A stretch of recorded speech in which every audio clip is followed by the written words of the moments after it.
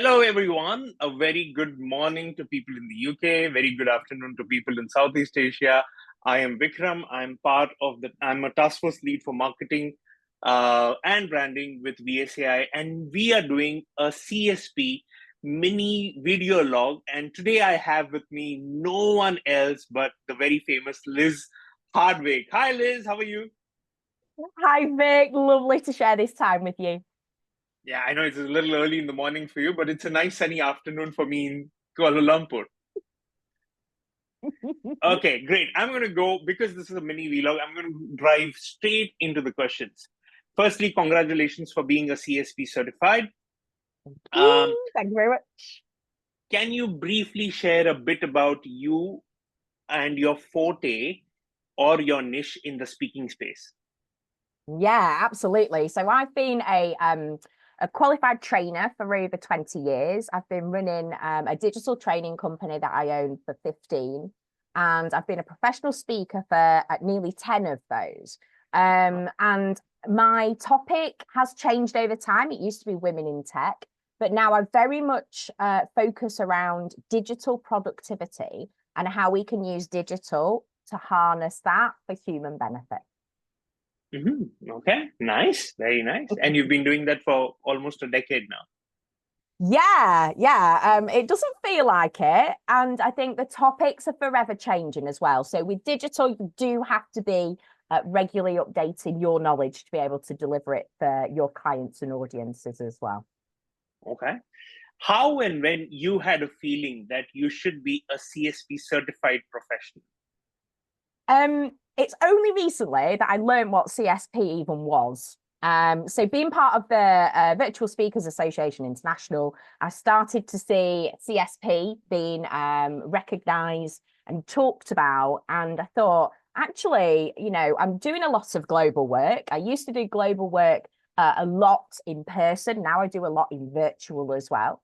And I thought, actually, I feel like that's the next step for me.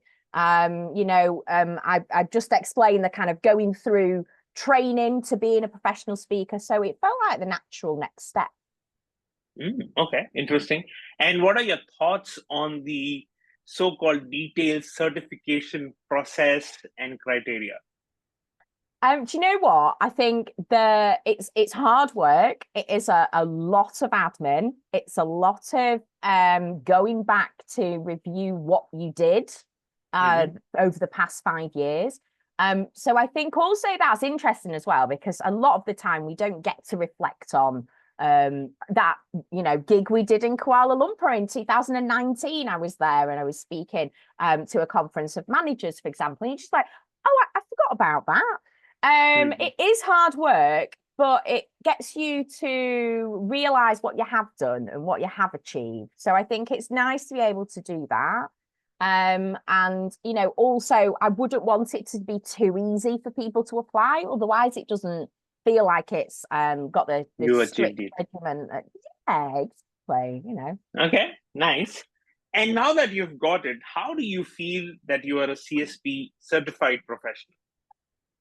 I don't think it's actually sunk in yet. I am really looking forward to being awarded at the award ceremony in Bali. I think only then will I start to use the letters as part of my name. So I'm kind of hanging off till then. I'm not sure. I feel whether it's quite real or not yet, but it is very exciting, and especially in the speaking community. It's apparently well recognized. I didn't know this, but lots of people are like, oh, congratulations. I'm like, oh, thank you. Nice. And just a couple of weeks away now, isn't it? Yeah, Okay. absolutely. Looking forward to it. Last question.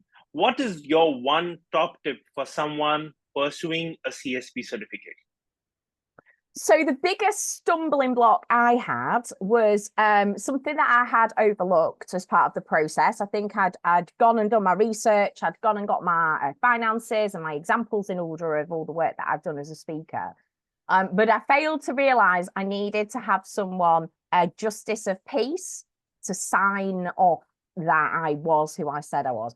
So actually that took me a couple of weeks to figure out what that meant in the UK. I'd never heard that phrase before personally. And to then find someone who I knew enough that would know me as well to be able to feel that they were confident to be able to sign that off. So I would say try and find that person first before you fill in all the paperwork. Okay, that's your top tip. Well, there you go, people in VSAI and around the speaking network. If you want to go for your CSP, this is a mini vlog from all of us in the VSAI team. Thank you so much, Liz, and thanks Absolute everyone. pleasure. Bye-bye. Bye.